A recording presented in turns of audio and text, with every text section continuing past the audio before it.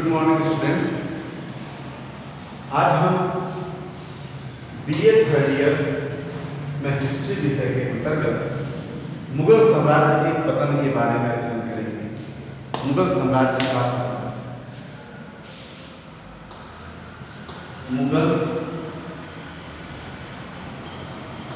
मुगल साम्राज्य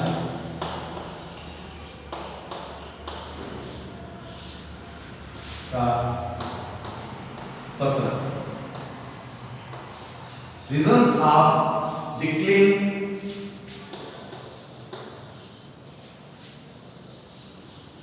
reason of decline of Mughal empire.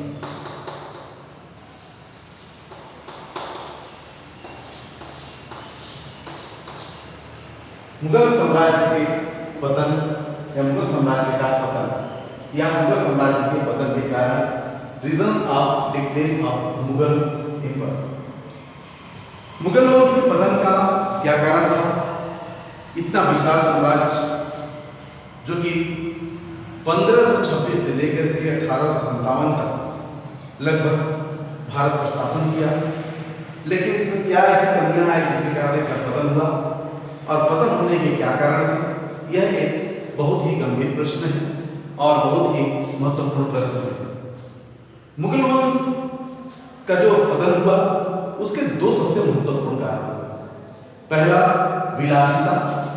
First अगर हम बात करें, हालांकि कारण तो बहुत सारे थे, परंतु सबसे महत्वपूर्ण कारण अगर बात करें तो पहला कारण था विलासिता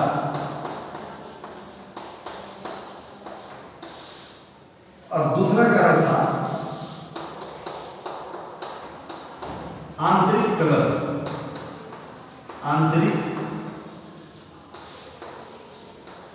कलह।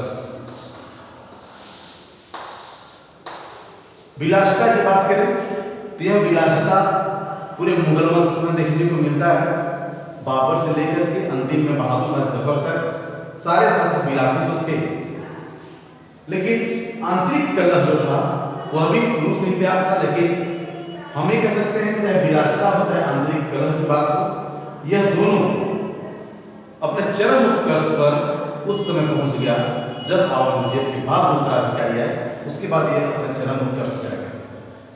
हम बाबर और अकबर, हुमायूं की बात करें तो वहां विलासिता नहीं थी, वहां आंतरिक कलह की कमी थी और उस समय शासक पूरी तरह से साम्राज्य को विस्तृत करने में, बढ़ाने में अपना पूरा ध्यान दिए, जिसमें सम्राट अकबर के समय में भारत बहुत ही विशाल साम्राज्य के रूप में बना।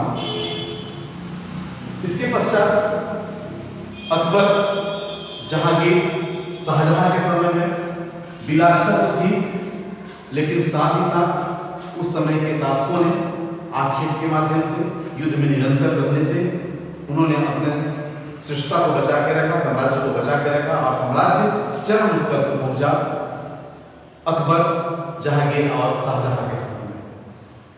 लेकिन अकबर, जहांगीर, शाहजहां के बाद औरंगजेब जब से आया तो औरंगजेब के समय में भी शासन सत्ता को संभाल के रखा गया, मुगल वंश का पतन नहीं हुआ, एक विशाल साम्राज्य कायम रहा। किंतु उसकी जो गलत नीतियां थी, उसकी जो कट्टर धार्मिक नीतियां थी, उसकी जो एक निर्णय लेने की जो पक्षपातपूर्ण व्यवहार था, ये सारे बहुत सारे कारण हुए जिसने मुगल वंश के पतन का एक बहुत बड़ा नींव रख दिया और वहीं से मुगल वंश का जो विशाल शासन था मुगल वंश, उसका पतन निश्चित हो गया या वहां से होना शुरू हो गया। और उसके बाद औरंगजेब के बाद जो शासक आए वे सारे के सारे इतने भोगी, इतने विलासी, इतने अयोग्य, इतने निकम्मे थे कि उन लोगों ने पूरी तरह से मुगल वंश का सत्यानाश कर दिया, मुगल वंश का पतन कर दिया। बहुत सारे शासक हुए मुगल वंश को पतन करने में, लेकिन अगर हम जहांदार शाह और अहमद शाह की हम बात करें तो जहांदार और अहमद शाह ने तो सारी सीमाएं लांघ दिया, सारी हदें पार कर दी विलासिता की। जहांदार शाह जो कि राज दरबार की मर्यादाओं को उल्लंघन करके और पूरी चरित्रहीनता की सारी सीमाएं लांघ किया। इसके बाद मोहम्मद शाह का भी वही हालत थी और इसके अतिरिक्त बहुत सारे ऐसे शासक थे जो भोगी विलास थे, लेकिन उनका थोड़ा सा एक वर्चस्व था साम्राज्य में। लेकिन ये जो ऐसे शासक हुए जिन्होंने पूरी तरह से मुगल वंश को तहस-नहस कर दिया।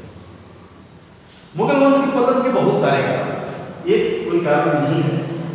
मुगल वंश के पतन के बहुत सारे कारण हैं, जिसमें औरंगजेब की नीतियां, अयोग्य उत्तराधिकारी, सैनिक सुदृढ़ता की कमी, साम्राज्य की विशालता, अयोग्य उत्तराधिकारी, जो सरदार थे, सम्राट थे, उनकी चरित्रहीनता, इसके अतिरिक्त विदेशी आक्रमणकारी, जो विदेशी आक्रमणकारी आए जैसे नादिर शाह आया, अहमद शाह अब्दाली आया, इन्होंने जो बची खुची सम्मान था उस सबको सम्मान को भी खत्म कर दिया और उनका साम्राज्य को पूरी तरह से विनाश कर दिया। इसके अतिरिक्त करबंदी, गुलबंदी और मनशबदारी प्रथा, ये सब बहुत सारे कारण थे जो कि मुगल साम्राज्य के पतन का कारण था।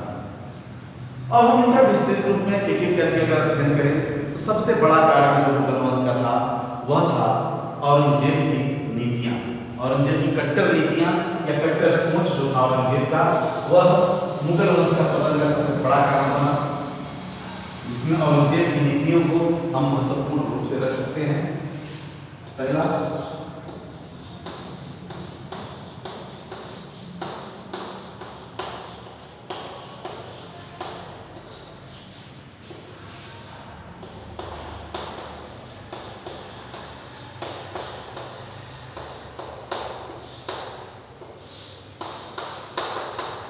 धार्मिक कट्टरता तो मुगल वंश में थी, शुरू से थी। ये कह सकते हैं सम्राट अकबर के समय में अगर हम छोड़ दें तो सम्राट अकबर के बाद जो भी शासक हुए, चाहे जहांगीर रहा हो, शाहजहां रहा हो, औरंगजेब रहा हो, या जो भी उत्तराधिकारी है, उनके में सारे लोगों में कट्टर नीतियां, कट्टर सोच तो था, लेकिन औरंगजेब की जो नीतियां थी वे बहुत ही कट्टर और बहुत ही पक्षपातपूर्ण नीति थी, जिसके कारण मुगल वंश के पतन का सबसे बड़ा कारण बना।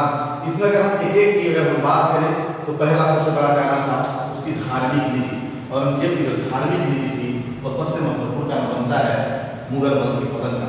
पहला कारण कह सकते हैं धार्मिक कट्टर धार्मिक नीति, धार्मिक नीति। औरंगजेब की जो कट्टर धार्मिक सोच थी उसने साम्राज्य को पूरी तरह से बर्बाद कर दिया है। कह सकते हैं पूरी तरह से औरंगजेब की नीतियों को या मुगल वंश के पतन का सबसे बड़ा कारण बना। औरंगजेब जो हिंदुओं पे जजिया कर समाप्त हो चुका था, उस जजिया कर को पुनः लगाया, हिंदुओं के मंदिरों को तोड़ा उसने, हिंदुओं को बलात् रूप में जबरदस्ती मुस्लिम धर्म को स्वीकार करने के लिए, इस्लाम धर्म को स्वीकार करने के लिए बाध्य किया। जिन हिंदुओं ने इस धर्म को स्वीकार नहीं किया उनको मौत की घाट उतार दिया, पूरी तरह से कत्लेआम मचाया देश में और एक कट्टर सोच से, एक पक्षपातपूर्ण निर्णय से, पक्षपातपूर्ण न्याय से उसने मुगल वंश के पतन का एक बहुत बड़ा नींव रखा और आगे चल करके यह एक बहुत बड़ा कारण बनता है मुगल वंश के पतन का। दूसरी अगर हम बात करें तो केवल सहधर्मियों, जो उसके धर्म के लोग थे, सहधर्मियों पर भी अत्याचार उसने किया। सहधर्मियों पर अत्याचार।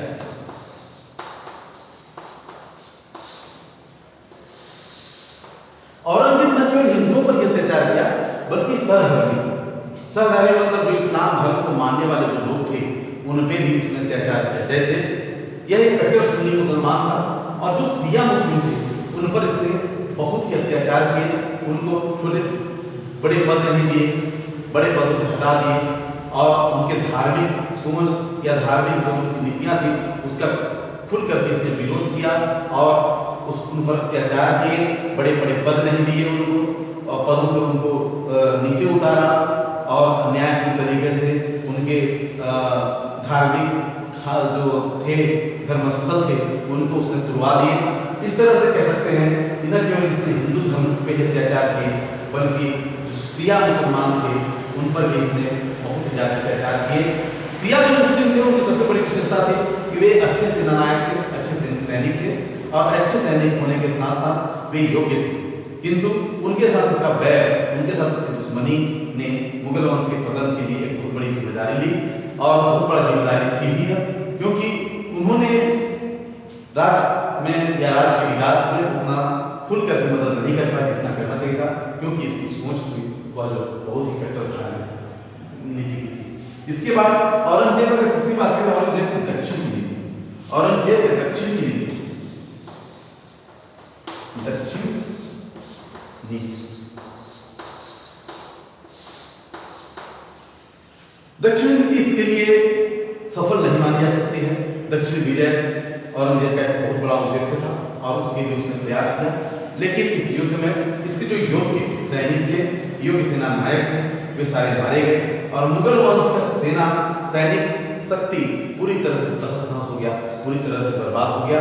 इसलिए हम कह सकते हैं दक्षिण नीति एक औरंगजेब की सबसे बड़ी भूल के रूप में मानी जा सकती है कि उसने दक्षिण विजय के लिए जो सपने देखे थे वह सफल नहीं हुए और पूरी तरह से दक्षिण असफल रहा और वह पराजित हुआ और पूरी तरह से उसका साम्राज्य कमजोर पड़ गया। अगला देखते हैं समस्याओं को न समझना। अगली बात अगर हम करें, नेक्स्ट पॉइंट,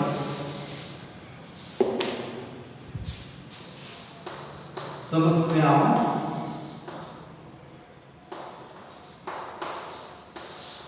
को न समझना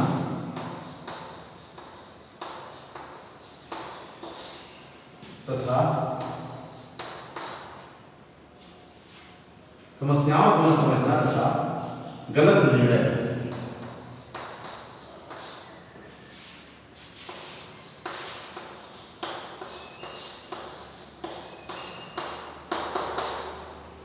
समस्याओं को न समझना तथा गलत निर्णय, वह समस्याओं को कभी समझ नहीं पाया और हमेशा गलत निर्णय लिया और गलत निर्णय लेने का सबसे बड़ा कारण क्या था?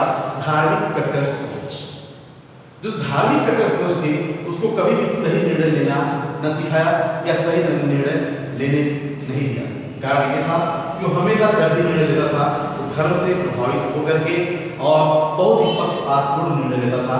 यह भी लोगों के लिए एक बहुत बड़ा घातक हुआ, मुगल वंश के लिए घातक हुआ और ये कह सकते हैं कि प्रजा में इसकी जो सम्मान था वह सम्मान को भी इसने धीरे धीरे खो दिया। इसके अतिरिक्त अविश्वास, साम्राज्य की विशालता एक बहुत बड़ा कारण बनी। साम्राज्य की विशालता, साम्राज्य इतना विशाल हो गया था और उस विशाल साम्राज्य की जो उसने तैयारियां की, उस तैयारियों को उसने सही से नहीं कर पाया था और साम्राज्य की विशालता उसका एक बहुत बड़ा कारण बना। और अगर हम औरंगजेब की नीतियों के बाद अगर दूसरी बात हम करेंगे तो अयोग्य, उत्तराधिकारी,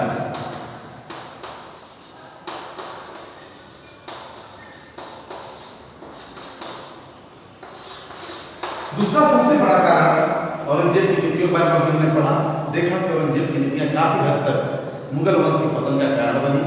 इसके अतिरिक्त अगर हम अगला देखें तो अयोग्य उत्तराधिकारी, जो इसके उत्तराधिकारी है औरंगजेब के बाद जो भी उत्तराधिकारी है वे योग्य नहीं थे। हमने बताया कि सम्राट बाबर, हुमायूं, अकबर, जहांगीर, शाहजहां और औरंगजेब, इतने जो शासक थे, यहां तक तो मुगल वंश अपने चरमोत्कर्ष पे गया, खूब विकास किया। लेकिन औरंगजेब के बाद जो उत्तराधिकारी है वे साम्राज्य को संभाल के नहीं रख पाए और मुगल वंश का पतन का एक बहुत बड़ा कारण बना, क्योंकि इसके बाद जो भी औरंगजेब के बाद जो भी उत्तराधिकारी आए उसमें से सारे योग्य थे, सारे विकासी थे, उसमें कुछ ऐसे भी थे जो कि योग्य थे, लेकिन योग्य होने के बावजूद भी वे शासन सत्ता को या साम्राज्य को पूरी तरह से संभाल करके नहीं रख सके। छोटे छोटे समय में, बहुत कम समय में बहुत शासक आए, लेकिन वे समस्याओं को समझा नहीं सके, सुलझा नहीं सके और धीरे धीरे करके मुगल वंश का पतन हो गया। बहुत सारे छोटे छोटे शासक आए, सैयद बंधुओं ने एक एक साल में शासन बदले। हमने पिछले अध्याय में बताया है आपको सैयद बंधुओं ने किस तरह से शासकों को बदला, लेकिन कुछ शासक ऐसे थे जो योग्य भी थे, लेकिन अधिकांश शासक ऐसे थे जो बहुत ही अयोग्य और बहुत ही विलासी और बहुत ही निगम्य थे, जिन्होंने मुगल वंश को पूरी तरह से गर्भ में छोड़ दिया। औरंगजेब के बाद उसका पुत्र बहादुर शाह प्रथम शासन गद्दी पर बैठा। उसमें योग्यता तो थी, लेकिन एक सबसे बड़ी कार्य यह थी कि औरंगजेब ने 50 साल तक शासन किया, लगभग 55 साल तक शासन किया उसने, और 50 साल तक वह युद्ध ही करता रहा। और युद्ध करने के कारण पूरी तरह से अर्थव्यवस्था इसकी चौपट हो गई और मुगल वंश पतन की ओर चला गया। एक लंबे समय तक शासन करने के बाद जिसका पुत्र था, जिसको मैंने आपको बताया बहादुर शाह प्रथम। मैं प्रथम इसलिए नहीं कहा हूं क्योंकि बहादुर शाह दो थे, बहादुर शाह प्रथम और बहादुर शाह द्वितीय। बहादुर शाह द्वितीय को बहादुर शाह जफर के नाम से जाना जाता है, जो कि अंतिम मुगल साम्राज्य का शासक था। लेकिन औरंगजेब का जो पुत्र था वो बहादुर शाह प्रथम। यह जो शासन गद्दी में बैठा था 61 वर्ष का था, 60 वर्ष पार हो चुका था। आज 60 वर्ष के बाद 62 वर्ष रिटायरमेंट है हमारे इंडिया में, जबकि 61 साल में वो शासक बना, उसका राजा अभिषेक। और इतना उम्र इसके बाद इसका जो नाती था, जिसका पोता था इसका औरंगजेब का, उसकी उम्र 51 साल, 51 साल। पता, इसलिए हम कह सकते हैं कि बहादुर शाह हो चाहे उसका पोता हो या उत्तराधिकारी या शासक बने, तो उनके अंदर उतनी क्षमता नहीं थी कि वे साम्राज्य को संभाल कर रख सकें या फिर साम्राज्य को विकसित करें या मुगल वंश को की रक्षा कर सके, बचा सके। इनका उत्साह, इनका साहस खत्म हो चुका था। यह भी एक कारण बना मुगल वंश के पतन का। तो बहादुर शाह जफर, इसके बाद जहांगीर शाह, फर्रुखशियर,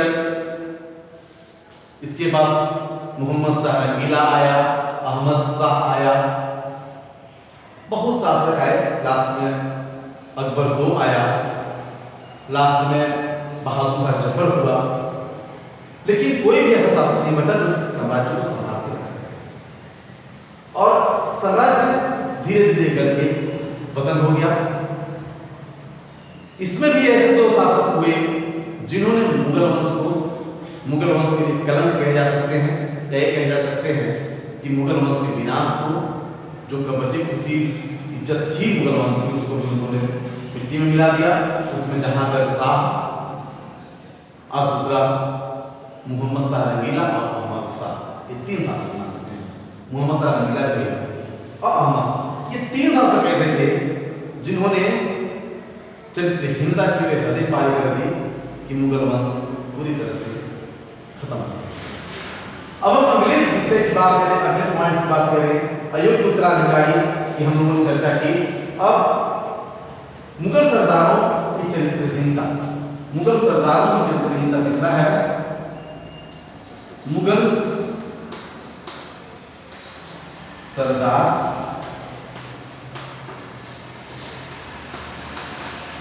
की चरित्र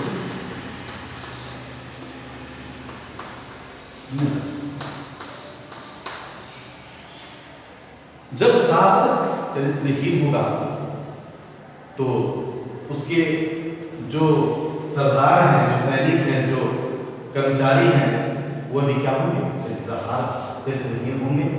मुगल सरदारों ने भी चरित्रहीनता की सीमाएं लांघ दी। राजा चरित्रहीन रहता था, एक महीने, 2 महीने, 3 महीने तो ऐसा था कि ये आपका जहांगीर शाह और अहमद शाह पुरुषों का चेहरा भी नहीं देखते। अहमद शाह तो 3 महीने अपने जमैयत खाने और जो उनका मीना बाजार हुआ करता था, या उनका जो ये कह सकते हैं कि जो वैश्यालय भी कह सकते हैं उसको, उसकी जो हुआ करता था, उसमें पूरा वे लोग मुगल वहीं रहते थे। और 3 महीना तक कहा जाता है कि अहमद शाह पुरुषों का दर्शन भी नहीं करता था। और जो हरम हुआ करता था जहां उनकी रखेल हुआ करती थी, वहां 3-3 महीने तक रहता था अहमद। तो अहमद शाह हो गया, जहांगीर शाह हो गया, इन लोगों ने तो पूरी तरह से मुगल वंश को खत्म कर दिया। और उन्हीं के जो उत्तराधिकारी थे वे भी कम नहीं थे, और उन्होंने भी कुछ हिंसा की, कूटनीति की, और आपस में लड़ते रहे राजा के लिए। अनेक प्रकार से राजा को कूटनीति करते रहे, कूटनीति प्रयास करते रहे राजा के पद से गिराने के लिए। इस तरह से धीरे धीरे करके मुगल वंश का पतन हुआ। और एक और भी कारण था सैनिक काल में मनसबदारी था। सैनिक काल में मनसबदारी था।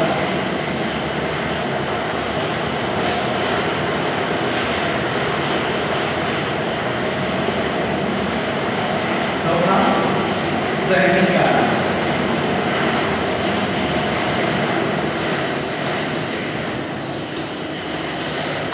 यह जो कसरत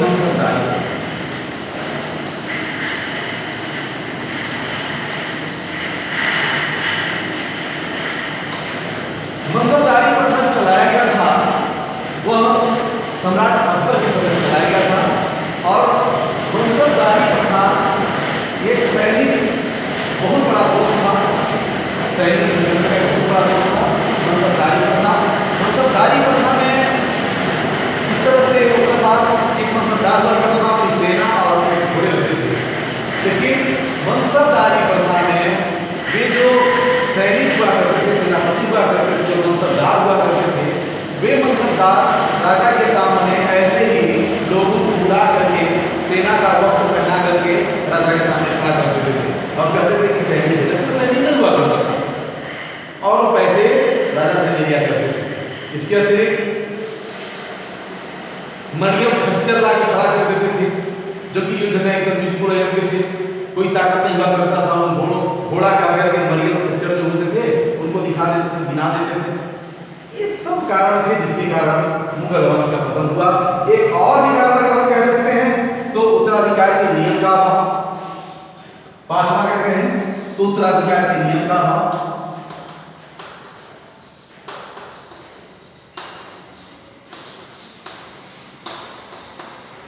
उत्तराधिकार के जो नियम थे उसका अधिकार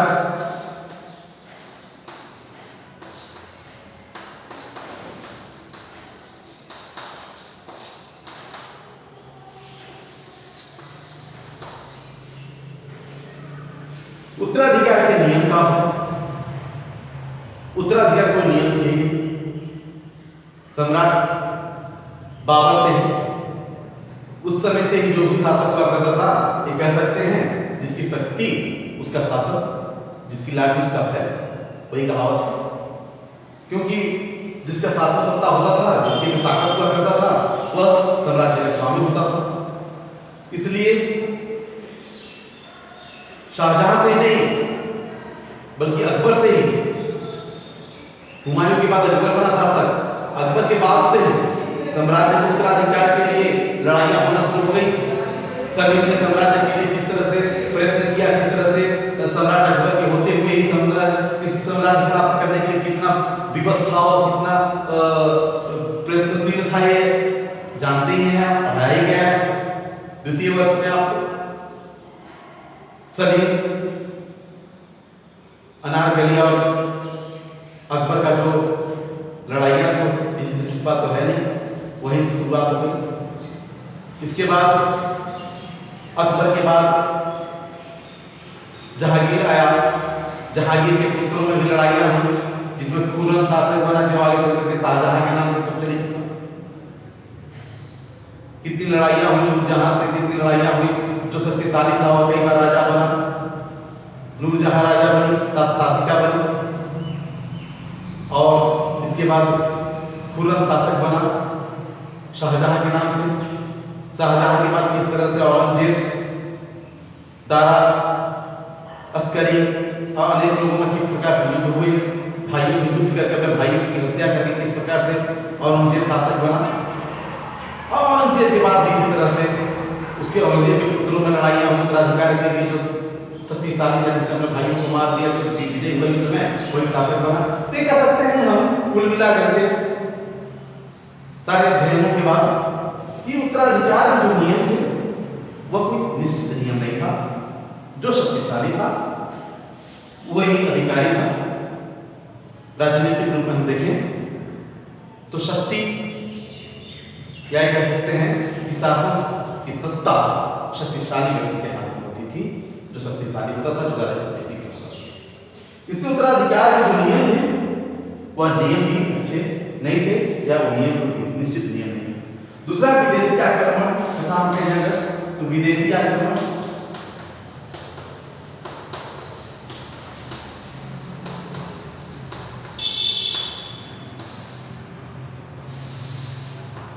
मुगल वंश की पतन का एक बहुत बड़ा कारण जो बना हुआ विदेशी आक्रमण बना। विदेशी आक्रमण मुगल वंश के समय में मुख्य रूप से दो हुए, जिसमें पहला नादिर शाह का आक्रमण, जिसने पूरी तरह से दिल्ली को लहूलुहान किया, हिंदुस्तान को लहूलुहान किया, और किस तरह से यहाँ से संपत्ति और सिंहासन जो जहांगीर का सिंहासन, मयूर सिंहासन, प्रसिद्ध मयूर सिंहासन को ले गया। नादिर शाह का आक्रमण और उसका पूरी तरह से हिंदुस्तान को बर्बाद करना। अहमद शाह अब्दाली का आक्रमण, नादिर शाह,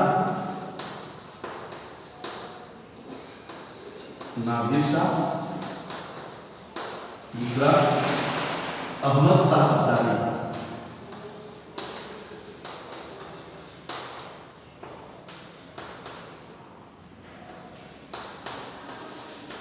अहमद शाह अब्दाली, ये दो लोगों का जो आक्रमण था और भारत को लूटना, मुगल साम्राज्य को पतन करना, यह बहुत बड़ा कारण बना मुगल साम्राज्य पतन का। नादिर शाह का आक्रमण और अहमद शाह अब्दाली का आक्रमण। बाद में बहादुर शाह जफर या बहादुर द्वितीय के समय में अंग्रेजों का भी आक्रमण शुरू हो गया और वहीं 1857 में दिल्ली सल्तनत पर अंग्रेजों के अधीन भी हो गया था, ये सब लोग जानते हैं। अब अगला एक पॉइंट है कि दलबंदी या गुटबंदी। सातवां पॉइंट दलबंदी।